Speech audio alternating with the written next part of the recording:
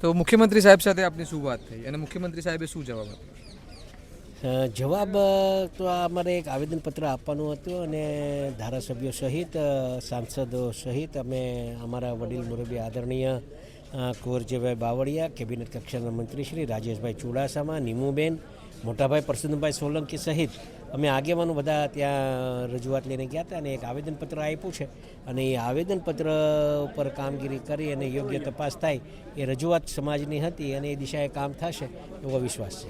અને આપ પણ બીજેપીમાં છો અને સાહેબ પણ વર્ષોથી મંત્રી છે, તો કાયદો અને વ્યવસ્થાની હાલત તો ગુજરાતમાં ખરાબ જ છે, કારણ કે જો સમાજ મેદાન ઉપર આવવું પડે પોલીસ કામ ના કરે તો એ મુદ્દા ઉપર આપ શું કહેશો? આપને જે રીતે ખ્યાલ હશે કે ગુજરાત રાજ્યભરમાં જે અસામાજિક જે તત્વો છે એને દામવા માટે હર્ષભાઈ કામ કરે જ છે અને આ કેસમાં પણ એ જ રીતે થવાનું છે, એમાં કોઈ શંકાને સ્થાન નથી, આટલો વિશ્વાસ છે. Thank you.